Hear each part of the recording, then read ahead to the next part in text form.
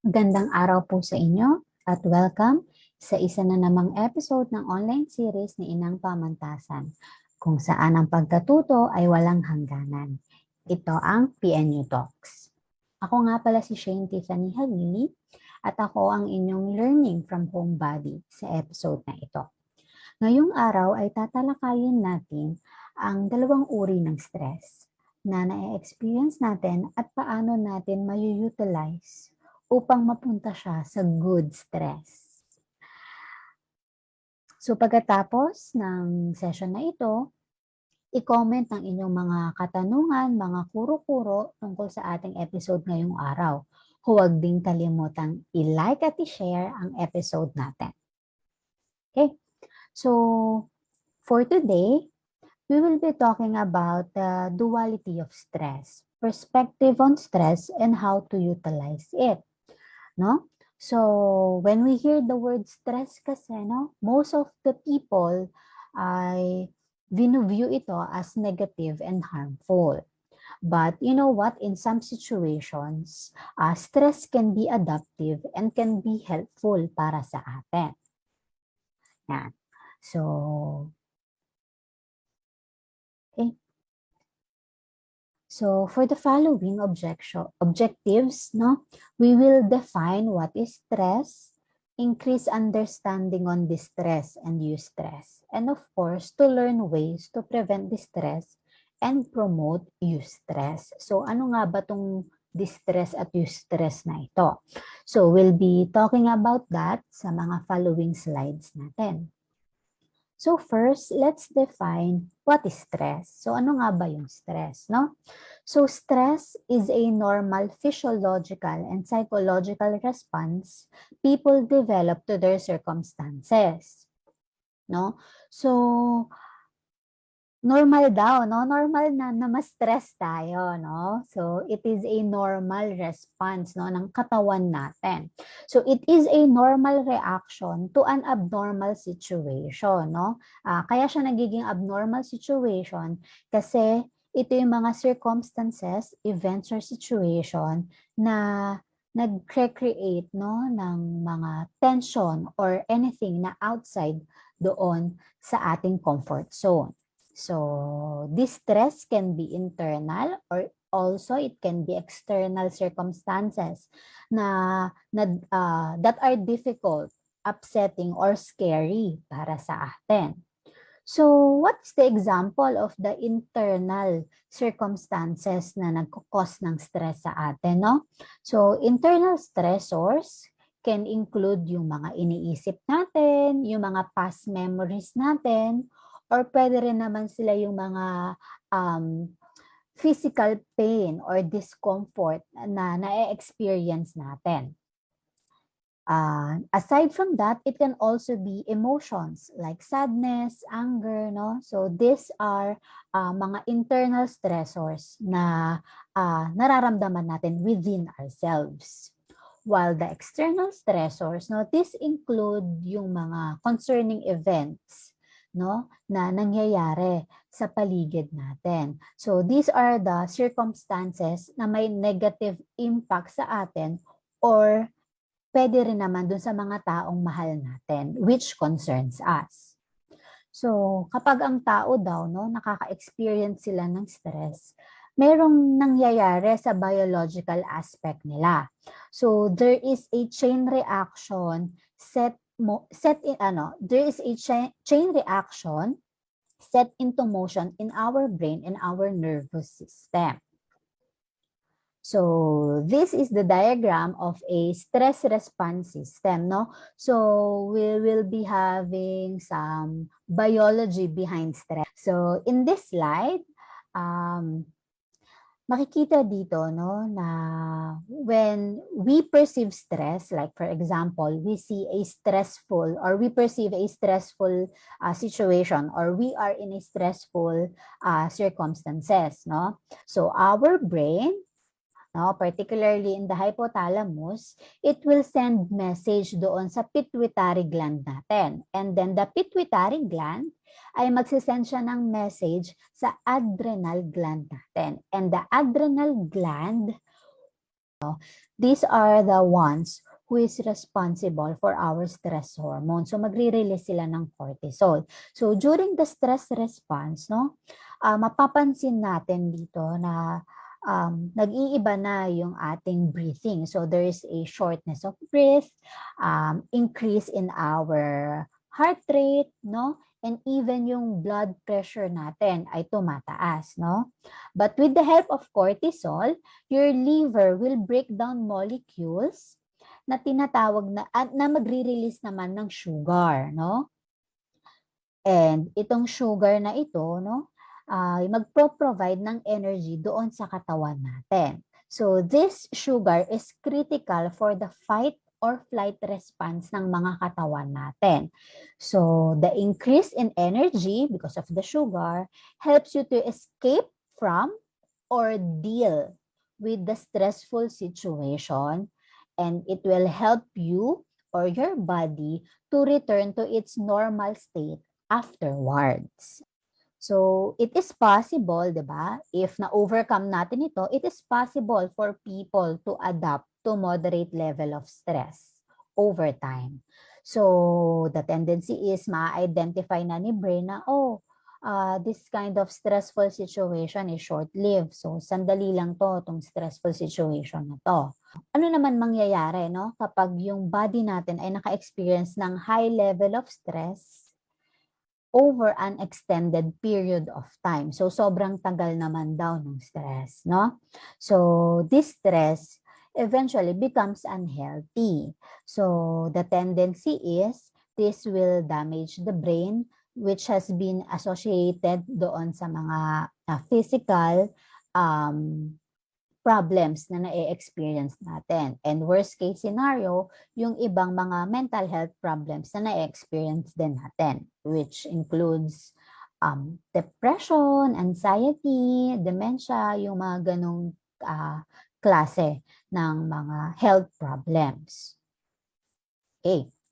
So now, alam na natin yung ano nga ba yung stress. How our biological aspect function during the when perceiving stressful situation, no?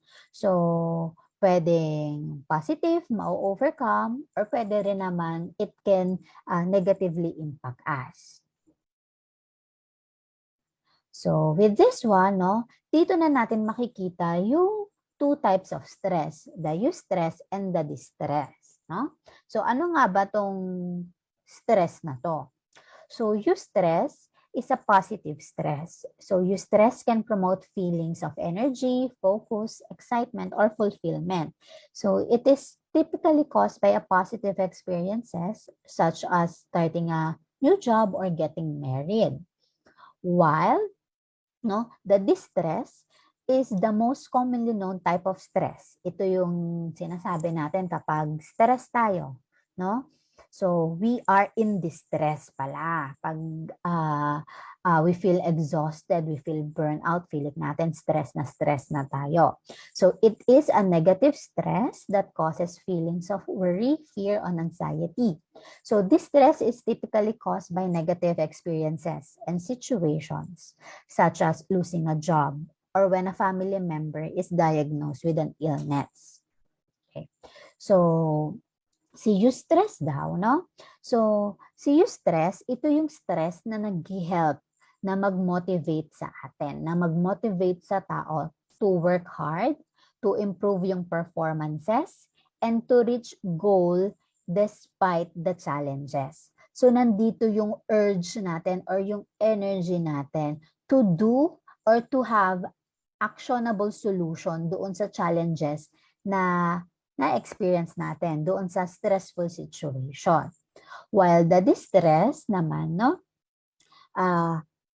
itong type of stress na to, ito yung nagko-cause sa tao, no, na mag-assume na this certain stressor or this certain stressful situation ay beyond our control. Hindi na natin to kaya, hindi na natin to masusolusyonan. Therefore, we feel helpless, no? We dahil we feel helpless, no, we cannot found an actionable solution, and the tendency is ma-overwhelm tayo, magkakaroon tayo ng excessive worrying, or most part, no, magkakaroon tayo ng unproductive responses. Kaya kanina, di ba, parang sinabi doon na it's either you can avoid or you can overcome or adapt, no? So, kapag nagkaroon tayo ng mga unresponsive responses, so most likely, nandun tayo sa avoidance part. Okay. So now, since alam na natin that distress can lead to unproductive responses, while eustress can lead to productive ones, no? So when do we know if stress will have positive or negative impact sa sarili natin, no? So here are the signs, no, of eustress and distress. So kapag daw we feel yung eustress, no, yung stress nagpro-provide ng productive energy. While kapag distress, it provides restless energy. When we say restless energy, ito yung we are unable to calm ourselves, no? Hindi natin mapakalma yung sarili natin. So kung hindi natin mapakalma yung sarili natin, ito yung feeling na there is something that we have to do, but we don't know what it is. The tendency is, ayan, it will lead us na magkaroon ng decrease in focus, mag-i-increase ang procrastination or avoidance, no? While on the other hand, kapag you stress, may productive energy, nag-i-increase ng focus at nag-i-increase ang motivation. So, kapag daw nasa stressful situation, yung mga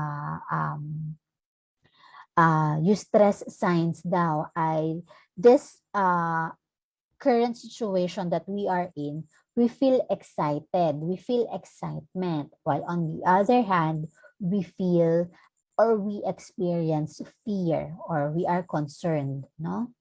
We feel overwhelmed by the situation. Pag eustress, manageable, nag-i-improve yung performance, na-associate yung natin to sa confidence, at nagkakaroon tayo ng positive expectation ng mga outcomes natin. Pag distress naman tayo, it impairs our performance. Why? Kasi una pa lang, hindi na tayo makapag-focus, nagpro-procrastinate tayo, or nag-a-avoid tayo. So, it can be associated with insecurity, and of course, nandun na yung fear na magiging negative yung outcome eventually. No?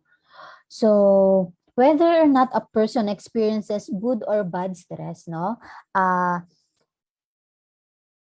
when they encounter a stressor, depends on a number of individual and yung mga situational factors din na meron din sila. So now, no, so sa numerous situation or circumstances na pwede tayo maka-experience ng stress, no, here are some causes of eustress and distress that was gathered, no, it was a data gathered from 2014 and 2017 by American population. So dito makikita natin yung mga feeling sagot nila, no, na nagko-cause ng stress for them. So number 1 daw is money. So true enough, no, that money can cause stress sa atin, no? Kasi ano ba yung kaya natin gawin sa pera, 'di ba? First and foremost, money can buy our basic necessity. Kapag ang isang tao ay may basic necessity, they can move forward doon sa mga iba pa na physiological and psychological needs natin. But if yung basic necessity pa lang, di na natin ma-provide, no? So it will create, no? It will create more stressful situation sa atin. Then work stress, no? So work stress can be caused by management, can be conflict about leadership, conflict sa co-workers natin, or even yung sa pagko-question natin if this job is really the right one for us, no? So it really can cause, no, for us to be distressed. Then next one is the political climate. So just like what is happening, no, for the past few months, national election, yung mga tumatakbo, no. So very evident dito sa atin lately, no, na talagang napaka-stressful ng situation ng na bibigay ng political climate. And the next one is the future of the nation, which is pwede ding dahil sa mga tulad dun sa NASA, di ba? Na if you read the news na they say na 3 to 5 years na lang yung life ng Earth. So, nag-create ng stress sa kanila yon kasi ano na yung magiging future natin, magiging future ng mundo, di ba? So, that also causes the scientists to have distress. And yung mga tao na nalaman yun, nakabasa na, nakanood, so pwede din, no, na mag-cause ito ng distress or ng stress on their end. Violence or crime. So, dito papasok yung mga abuse, yung mga cases, no, criminal cases like rape, murder, so mga injustices. So it can cause distress to people. And media overload, of course, ito yung too much information, trolls, no, or fake news, or anything, no, na nababasa natin sa media na really distressing na sa atin. And then physical health or illness, when we, tayo or yung loved ones natin magkaroon ng sakit, no? So it also causes stress. Relationship conflicts, pwedeng marital, pwedeng familial conflicts, no? Or loneliness, even friendship conflicts, no? Papasok rin dyan. And then the sleep deprivation and the poor nutrition, no? So as we can see, no, the stressors reported here are likely listed as causes of distress instead of eustress. So ano kaya naman yung mga nakuha sa data na nagko-cause naman ng eustress? So here are some, no, situation na nagko-cause naman daw sa atin na mas stress, but in a positive way. It is a good stress naman daw, no? So, number 1 is the promotion at work. So, promotion at work will bring about bigger responsibility kasi meron na tayong bigger position. So, magkakaroon ng stressful situation kasi nandun yung magiging malaki na yung responsibility natin, ano kaya yung gagawin natin, kaya natin to, but this kind of stresses, ito yung magpupush sa atin, no? Magpupush sa atin to really be capable or to have the ability to perform. So, kaya itong mga stressful situation na to ay good stress sa atin to push ourselves to do better, diba? To perform better. And next one, an upcoming event that a person is hosting. Of course, you don't want your party or your event to fail. So, anong gagawin mo dito, 'di ba?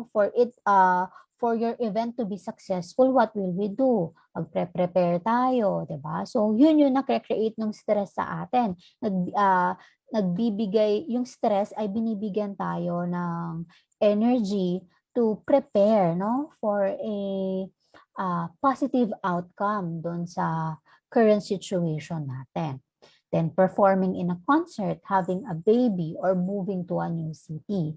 So this stressors, no, gives us the push to really perform better or to really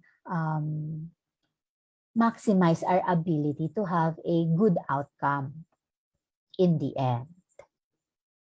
So now we know the signs and the causes of mga stress, diba?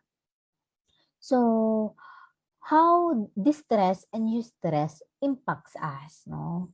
Ano naman kaya yung nakaka-impact daw ng distress at ng eustress? So, for distress, of course, ayan yung lack of sleep, fatigue, headaches, mood changes, change in appetite, shortness of breath, chest pains, digestion issues, and feeling overwhelmed. So, kapag distress tayo, mapapansin natin, no, it's not just yung physical aspect natin yung apektado, but also our psychological. So, both physical and psychological aspect ay naapektuhan yung katawan natin, di ba? Kaya marerelate natin siya doon sa biology behind the stress na though si brain at si nervous system yun, no?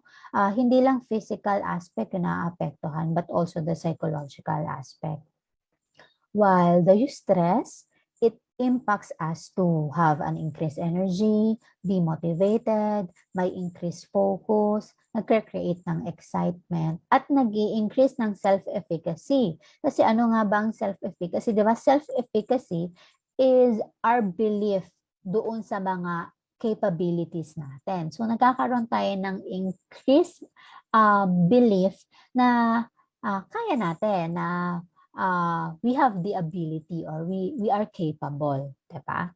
And if we have that kind of feeling of increased self-efficacy, nagkakaroon tayo ng increased productivity and will followed by positive outlook and then increases resilience. Okay, so now that we know the signs, causes, and impacts of stress in our lives, diba? Now we go to the different ways to promote eustress, no? Ways to prevent distress and promote eustress.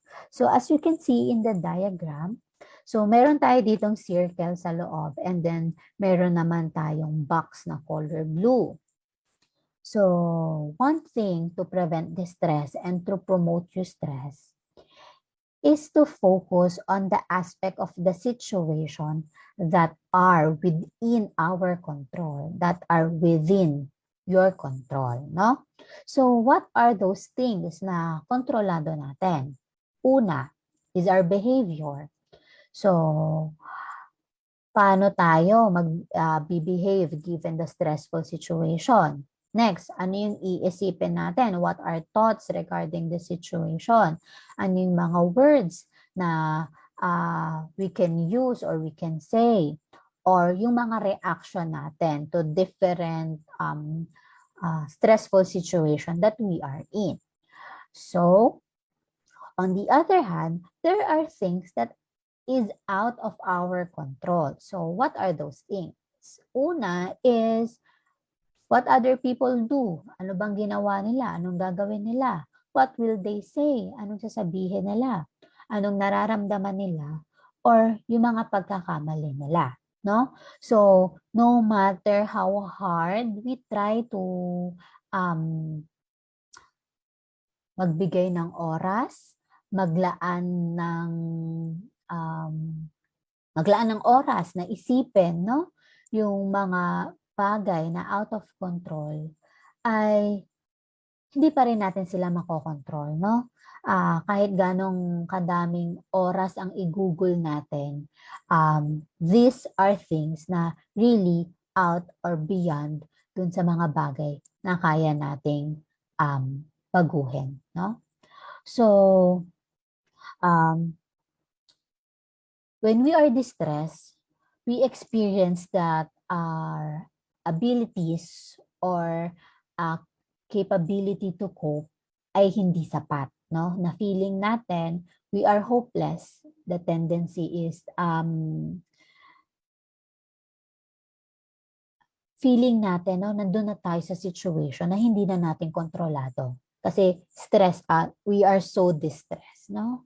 But remember that to prevent this stress, no, we should prevent from thinking dun sa mga bagay na out of control natin. So, how can we do that? We only think dun sa mga bagay na kaya natin kontrolin. Like for example, given the situation na pandemic, no? So, ano ba yung mga things that is out of our control?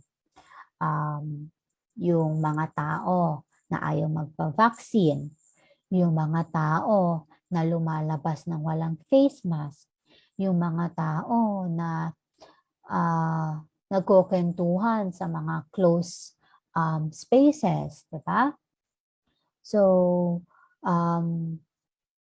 kung hahawahan ka ba ng ibang tao, so yun yung mga bagay na hindi natin kontrolado.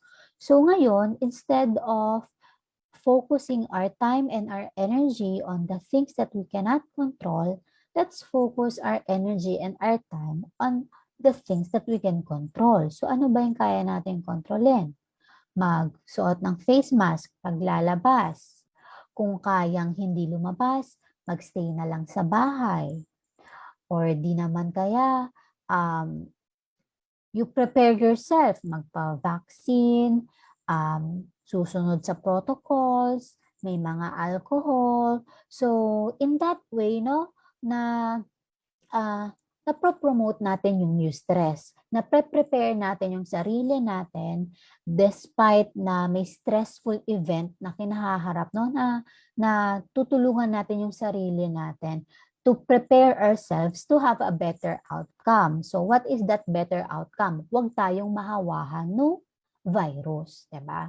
So, dito natin makikita no na it is very important na to put your energy doon lang sa mga bagay na kontrolado natin.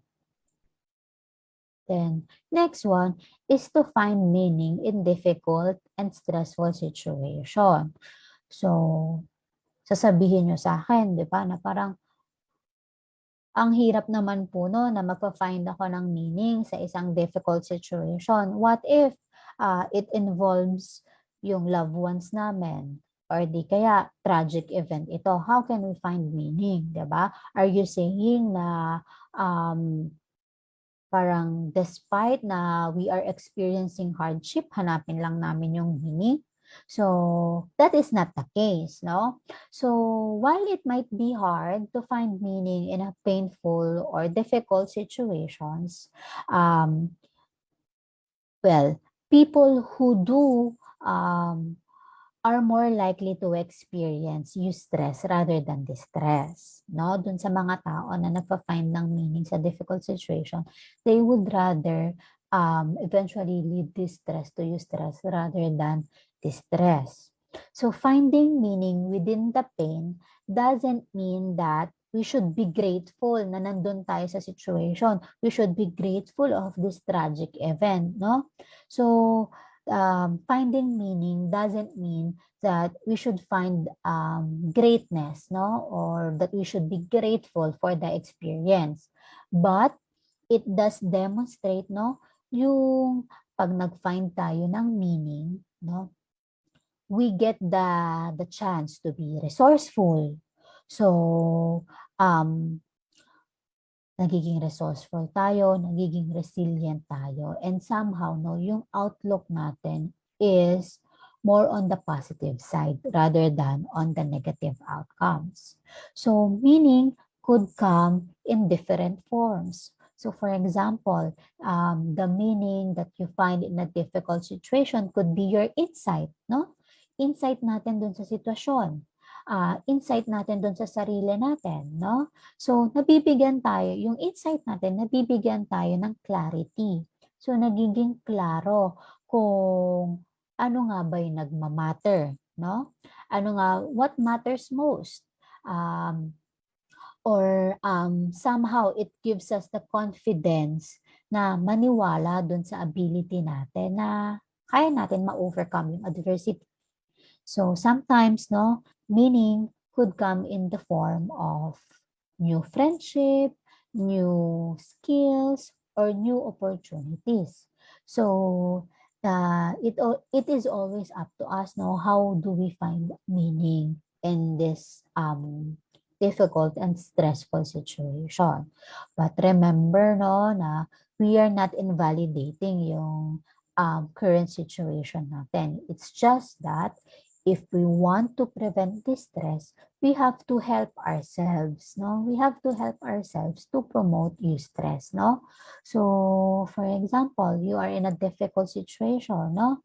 It's okay to feel sad, to feel angry, no? But not for a long period of time. Kasi 'di ba tulad nga dun sa mga nasabi kanina, if stress um, is over an extended period of time, it will lead us to mga health problems. So, we want to avoid that. Kaya, nagpo-promote tayo ng eustress. No? We can be sad, we can feel anything that we want to feel, but in a matter of time, then eventually, no, we should be learning na from that experiences, or we should be getting insights na from that experiences in order for us to overcome that adversity, to help us, the good stress, diba? The stress, to help us be productive, to have an actionable solution in overcoming yung mga distressful situations. Then, next one. So, this one, this is inspired by a grounding technique. So, grounding technique is a jargon word in the psychology world. So, grounding technique means that from the word itself, ground, no? It will help you. These are the techniques that will help you, that will keep you, no? That will keep you in the present moment, no? It will bring you back to the ground on the present moment. So, kapag na-overwhelm tayo, 'di ba, during distress, kapag distress na tayo or encountering distressful situation, nandoon yung we cannot focus, restless tayo. We were overwhelming na yung situation, yung nangyayari. So, these are the techniques na makakatulong sa atin, no? Not to dwell more on the distressful situation, but help ourselves to keep ourselves in the present moment. So come back to your senses, using your senses of sight, sound, touch, smell, and taste is a quick and powerful way of bringing your attention back to the moment at hand. So, ano-ano yung mga technique na pwede natin gawin? So, this can be the 5, 4, 3, 2, 1 technique. Name 5 things that you can see, 4 things that you can hear, 3 things that you can touch, 2 things that you can smell, and 1 thing that you can taste. And next one is the water, 'di ba? Mapapansin nyo, this one, siguro hindi lang natin alam, no, na technique pala siya, no? But we are already doing this kind of techniques.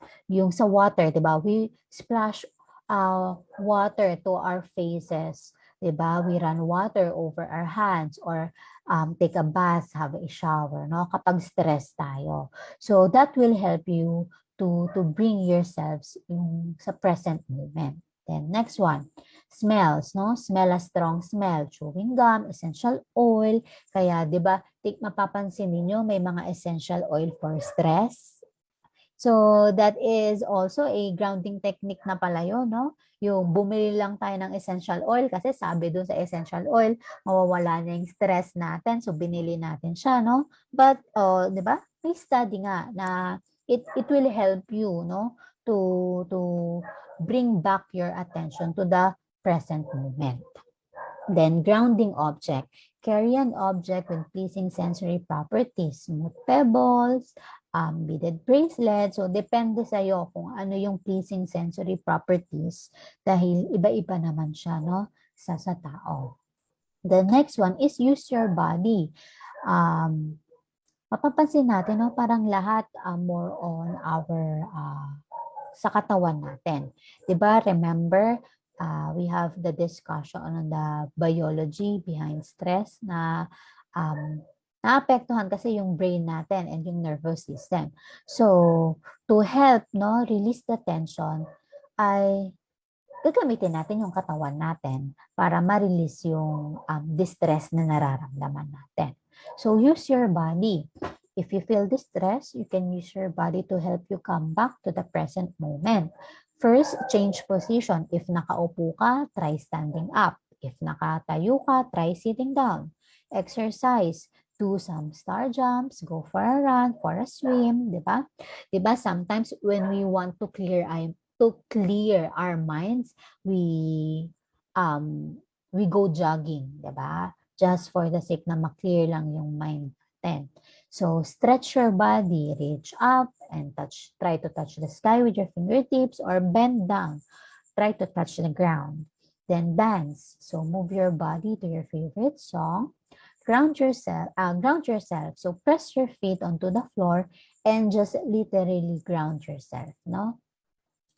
And next one is the hands or feet. So, curl your fingers or your toes, then slowly release them. So, mapapansin natin no, na kapag ginagawa natin siya, kapag stress tayo, then eventually magre-release tayo, nare-release din yung tension na nararamdaman ng katawan natin. And next one is to offer yourself compassion, no? You are already feeling bad kasi distress ka eh. You are under andun yung overwhelming feeling, nandun yung hindi tayo makapag-concentrate, we are restless, no? So, there is no point in making things worse by criticizing yourself, no? So, hindi naman makakatulong na i-blame mo pa yung sarili mo. Like, kasalanan mo kasi yan eh. Ikaw naman kasi yan eh. Hindi ka kasi nag-iisip eh. So, try offering yourself kindness instead. 'Di ba sabi nga nila, people will never go wrong with kindness. So, let's be understanding and let's be kind. 'Di ba? Tayo nga eh, we can be understanding, we can be kind kapag may mga kaibigan tayo na in a distressful situation, 'di ba? We give them motivational words, 'di ba? We validate them. So, if we can do that to other people, let's try doing it to ourselves, 'di ba? If we can offer it to other people, let's offer it then sa sarili natin, no? Let us love and be compassionate towards sa mga sarili natin. And next one is to calm yourself physically. So your body and mind are connected. Use physical soothing techniques to help you to relax. So yan, dito na papasok yung mga breathing techniques, yung inhale, exhale, until eventually, no, tuwing nag-exhale tayo, nasasama na yung tension na nararamdaman ng katawan natin. Then muscles, no? Try a progressive muscle relaxation exercise to calm yourself and release the tension. So yung kanina, yung clenching yung fist natin or yung toes is an example na yon ng progressive muscle relaxation na kapag kinlench natin yung fist natin and ni-release natin ito slowly, it allows us to release the tension and to drain away yung tension na nararamdaman ng katawan natin as we release. Next one is yung yoga or stretching.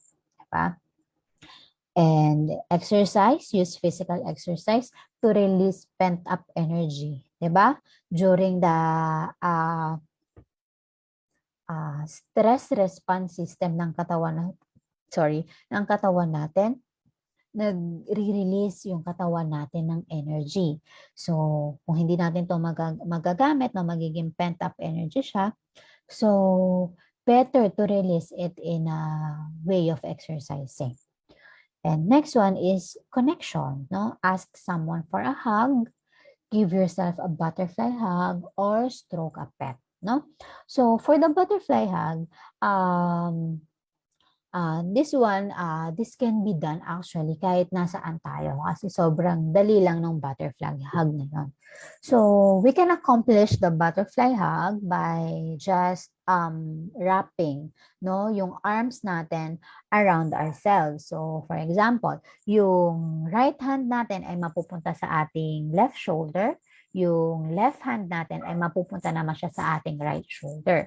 So, alternate lang natin siya. Para tayong mag-create um, ng butterfly wing. So, 1, 2, 3, 4, 5, 6. For some, they do the tapping. So, pwede din naman siya. So, alternate nga lang din siya. So, we tap, tap, tap, tap, tap. So, mag-stop lang tayo once we feel that nag-start na ulit mag-relax yung katawan natin, no? Kasi once na nag-start ng maramdaman natin na nagre-relax na yung katawan natin, ibig sabihin, nare-release na yung tension. So, napre-prevent na natin na mag-overextend doon sa distressful situation. So, before we go to the last part of our presentation, no? So, this actually dalawang situation lang naman siya, no? So, I want you guys to comment, no, doon sa comment section or mag-react kayo, no, ng thumbs up kapag yung situation presented is eustress and thumbs down if ito ay distress. Okay? So, again, thumbs up kapag eustress and thumbs down kapag distress. Okay. So, I will be giving 10 seconds para sa atin to answer.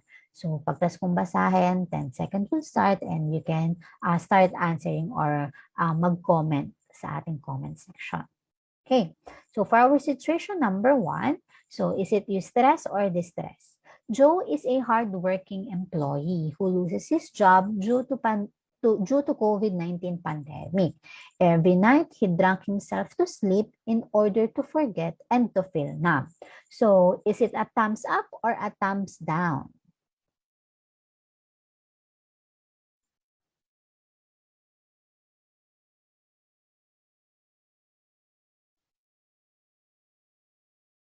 Okay.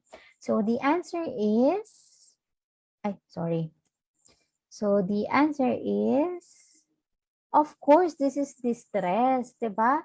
Ang nangyari kasi is he drank himself to sleep, no? Every night he drank himself to sleep. So, why is he doing that? Is he avoiding na nawalan siya ng work? Is he avoiding the feelings? Or, diba? Parang it doesn't lead him to have a productive outcome, or it doesn't lead Joe to have a hindi niya use yung energy niya for something productive, diba? Instead, he drank himself every night to sleep. Okay. So, mapapansin natin, nagkaroon ng nag-impaired yung performance ni Joe kasi nagiinom na lang siya gabi-gabi hanggang siya ay makatulog. Okay. So, tama, no? Yung mga nagsagot ng thumbs down. So, tama sila. So, next one. So, eustress or distress? So, Sheena explores a faraway place with a different language and customs. She was immersed with new and interesting place, food, and culture to experience. It was an eye-opening experience for her. So, ano daw ba to? Is Sheena experiencing eustress or she is experiencing distress? Okay. So for this one, the answer is eustress, 'di ba? Despite na nasa far away land siya, different language, different culture, which can cause stress kay Sheena, no? But anong nangyari, 'di ba? Nag-explore siya, naging interesado siya, and sabi doon, 'di ba? It was an eye-opening experience for her. So nagkaroon tayo ng positive outcome despite doon sa stressful situation ng different language and customs. So, ayun, no? So, I'm hoping na we get to learn, no? What is stress, signs of stress, causes of stress, impacts of stress, and then, of course, yung mga ways to prevent distress and promote eustress, no? So, thank you so much for having me. So, that will be the end of my presentation, no? Thank you for tuning in and for the references, no? Thank you so much.